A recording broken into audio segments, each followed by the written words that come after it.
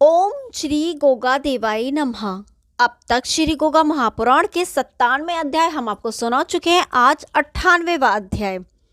3-4 दिन के युद्ध के बाद भी महमूद का भेदिया मंदिर में घुस आया। गंग सर्वज्ञ शांत मुद्रा में वहीं खड़े अपने देवता ज्योतिर्लिंग की पूजा अर्चना में अकेले ही मंदिर में रह रहे थे।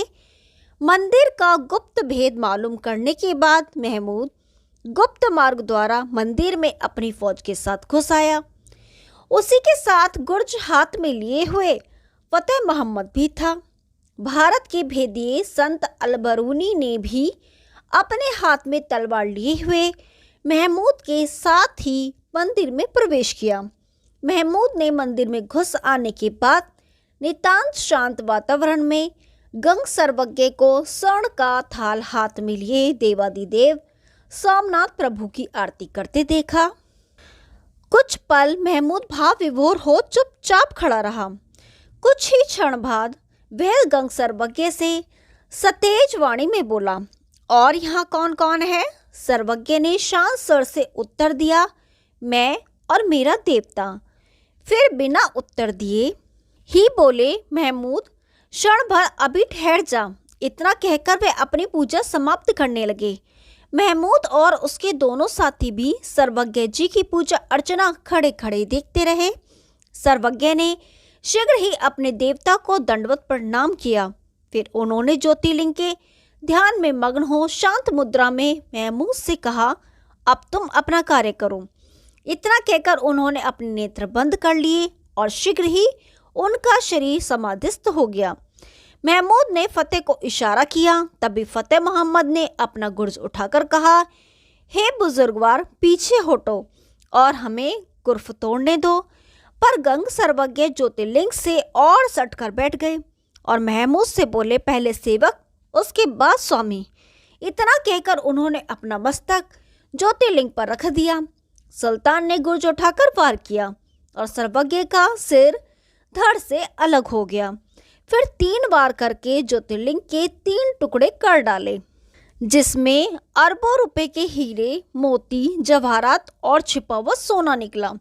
इसके बाद सुल्तान की सेना मंदिर में घुस गई और जिसके जो भी जेवरात हाथ लगे उन्हें सेनापतियों ने अपने कब्जे में कर लिया और देवपट्टन में सैनिकों ने भारी लूटमाट कर खून खराबा किया। इसके बाद महमूद को भीमदेव का ध्यान आया और इसके बाद वह उनकी खोज करने लगा।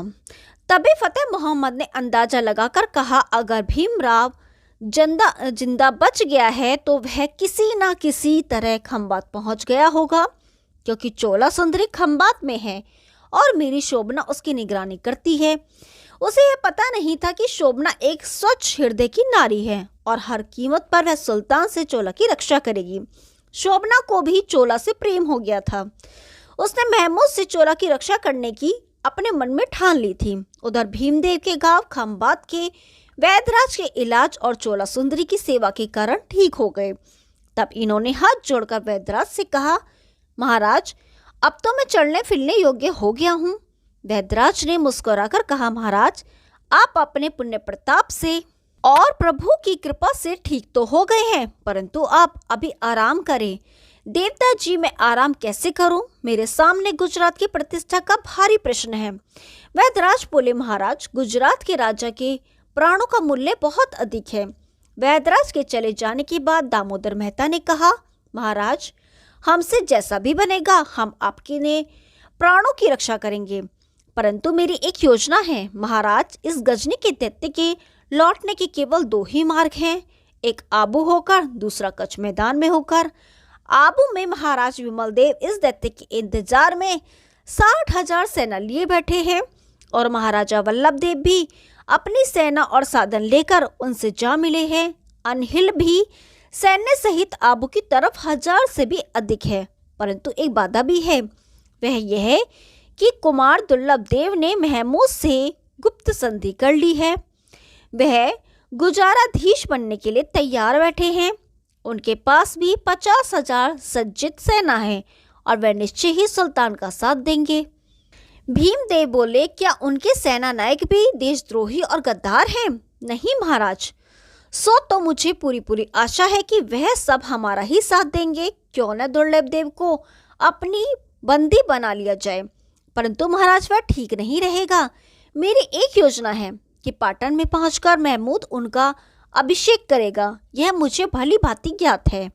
हम ऐसा उपाय करेंगे कि सिद्धपुर से पाटन जाते समय दुर्लभ देव के संग अधिक सेना ना हो, क्योंकि मैंने सेना नायकों को सब कुछ समझा दिया है। अमेर शीघ्र ही पाटन से कूच कर देगा, कारण कि उसका सारा बल समाप्त हो चुका है और उसके सैनिक अशांत हैं। वह हमारी आबू की तैयारी से भी परिचित है। दुर्लभ देव को राजा बनाकर लूट का माल लेकर सीधा गजनी का रास्ता पकड़ेगा। उस समय बेखबर दुर्लभ देव को कैद करना कठिन न होगा। सुल्तान सीधा मरुस्थली की तरफ होकर जाएगा। सज्जन सिंह चौहान रणथंभी माता के चौराहे पर चौकी धरे बैठे हुए महमूद का इंतजार कर रहे हैं। अब हमें यहाँ का भरोसा नहीं है। गजनी का सुल्तान आपकी गंध सूंघता हुआ किसी भी पल खंबात में आ सकता है, इसलिए आप चोला और बालूका राय को लेकर आबू से अभी कूच कर दो। मैं सेठी ब्राह्मणों को मरुकच्छ को रवाना किए देता हूँ। धन संपत्ति और खास सामग्री को बचाने का अब बिल्कुल वक्त नहीं है। अगर हमें कोई परेशानी पड़ी तो हम इसे तुरंत जलाकर भस्म कर देंगे। भीमदेव बोले, मैं आपकी कसम खाकर कहता हूँ कि मैं कहीं नहीं जाऊंगा। आप चोला को पहुंचाने का प्रबंध करो। इतना सुनकर चोला रानी, जो पासी के कक्ष में बैठी हुई थी, लाशर्म सब त्याग कर दौड़ती हुई आ पहुंची और महाराज के कदमों से लिपटकर उसने कहा, चाहे कुछ भी क्यों न हो, आपके जीते जी मैं आपको छोड़कर कहीं नहीं जाऊंगी। प्रिय, इस समय वक्त खराब है, तुम जिद मत करो। चोला बोली, स्वामी, मैं नाचने में जैसी निपुण हूँ उसी तरह तलवार चलाने में भी आगे हूँ। इस छतरानी की तलवार का पानी पीकर दुश्मन जरा देखे तो सही। महाराज, मेरी आपसे विनती है कि इसी वक्त किला मुझे प्रदान कर दिया जाए। इतना कह चोला सुंदरी ने महाराज की तलवार उठा ली और बालूका राय से बोली, सेनापति जी, इसी वक्त इन्हें किले से बाहर निकालकर आबू की राह पकड़ो। यहाँ मुझे एक भी योद्धा की जरूरत नहीं है। सभी सैनिकों को महाराज की सेवा के लिए आप ले जाएं। तभी एक सैनिक ने आकर कहा कि शत्रु अल्लाह अकबर के नारे लगाते हुए किले की ओर बढ़े चले आ रहे हैं। चोला ने कहा, व्यर्थ समय न गवाकर गुजरात के स्वामी की रक्षा कीजिए। वह रहा गुप्त रास्ता। आपने क्या अपनी दुर्गाधिष्ठात्री की आज्ञा नहीं सुनी? तभी बालूका राय ने मूर्छित राजा का शरीर कंधे पर उठा लिया और गुप्त रास्ते से प्रवेश करते हुए कहा, मैं आपको भगवान शंकर की रक्षा में छोड़े जा रहा हूँ। इतना कहकर सुरंग के अंधेरे में वह विलीन हो गए। जितने भी वहां सैनिक थे सभी को भूगर्भ में उतार दिया और गुप्त मार्ग को बंद कर दिया गया। फिर शोभना से बोली, अब हम तुम दोनों बहनें यहाँ हैं। शोभना बोली, तो क्या आज्ञा है महारानी जी? अब हम दोनों बहनें एक एक तलवार लेकर और द्वार बंद करके यहाँ बैठ प्रभु का नाम जप इस भूमि की रक्षा करें। गुजरात के अधिपति सुरक्षित हो गए, हम पर जो बीतेगी भुगत लेंगे। इसके कुछ ही क्षणों के बाद 16 हाथ ऊंची दीवार फलांग कर और खून से रंगी तलवार हाथ में लेकर फतेह मोहम्मद आंगन में आ कूदा। कूदते ही उसे शोभना ने पहचान लिया और चोला को भीतर भेज द्वार बंद करके वहीं अड़कर खड़ी हो गई। फतेह मोहम्मद बोला, मैं आ गया। शोभना बोली, तुम्हारी ही प्रतीक्षा कर रही थी देवा। महमूद ने तुझे सेनापति बनाया अवश्य है, परंतु देवा वह हमारे देश धर्म और जाति का शत्रु है, परंतु वह हमारा मित्र है। अब चोला को मेरे हवाले करो, जिसकी देखभाल का कार्य मैं तुम्हें सौंपे गया था। इस समय वह यही है, मैं भली भांति उसे देख चुका हूँ। जल्दी करो, मैं उसे सुल्तान को भेंट करके भारी इनाम लूंगा। देवता, तुम मेरी खुशी का कोई काम नहीं कर सकते। देवा ने कहा, मैं अपनी मलिका के लिए अपना दाहिना हाथ भी काट कर दे सकता हूँ। तुम मुझसे क्या करवाना चाहती हो? इतना सुन शोभना ने कहा, मेरे अच्छे देवा, तुम मुझे गजनी के दैत्य का सिर काट कर ला दो। 2 कदम पीछे हटकर फतेह मोहम्मद बोला, ये क्या कहती हो शोभना? देवा, मेरे कहने से तुम इतना सा काम नहीं कर सकते? जो यमदूत के समान 17 बार भारत को लूटकर आग की भेंट कर चुका है और वह इस समय तुम्हारे चंगुल में है। तुम्हारी शोभना की तुमसे यही आरजू है कि अभी दुश्मन का शीश काट कर लाओ। तो क्या मैं उसके साथ धोखा करूं? कभी नहीं। क्या अपनी शोभना के लिए भी नहीं? नहीं, भगवान के लिए भी नहीं। जल्दी करो शोभना, चोला को लेकर चलो, सुल्तान हमारी प्रतीक्षा में होगा। अगर तुम नहीं चल रही हो तो चोला को मेरे हवाले करो, परंतु याद रखना तुमने शोभना की बात नहीं मानी है। व्यर्थ का शोर मत करो, चुपचाप मेरे पीछे पीछे चली आओ। अंदर कौन कौन है? शोभना ने फतेह मोहम्मद के पीछे पीछे चलकर अपनी तलवार उठा ली। पल भर में ही उसने कार्य निश्चित कर लिया। उसने एक छोटे द्वार में घुसकर कहा, जूते बाहर उतार दो और बिना बोले अंदर चलो। फतेह मोहम्मद ने जूते द्वार पर उतार किए, प्रवेश किया। शोभना ने द्वार बंद कर दिया और आप अंधेरे में लोप हो गई। फतेह मोहम्मद ने शोभना को पुकारा और कहा, शोभना, तुमने क्या मेरे साथ धोखा किया है जो लाकर मुझे कैद कर दिया? उसका सिर इधर उधर मुड़ते ही दीवार से टकरा रहा था।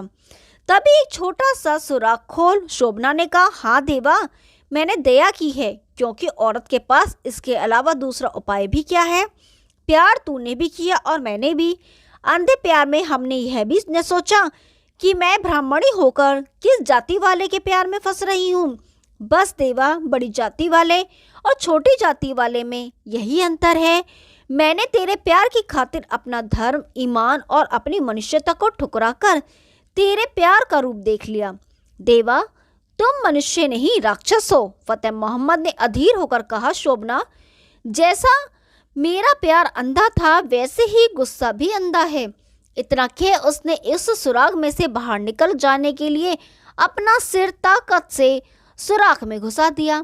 जब पूरा सिर सुराख में घुस गया तो शोभना ने तलवार घुमाकर फतेह मोहम्मद की गर्दन पर वार किया और उस दैत्य का सिर धड़ से अलग हो गया। तभी शोभना ने भयभीत हो तलवार के 2-3 हाथ और मारे। उसका प्यार पहले ही वार में यमलोक पहुंच चुका था। अब वह अपनी खूनी तलवार लिए हुए दौड़कर चोला रानी के चरणों में गिरकर बोली, जल्दी करो महारानी, महल पर अमीर का कब्जा हो चुका है। श्री गोगा महापुराण 98वां अध्याय समाप्त।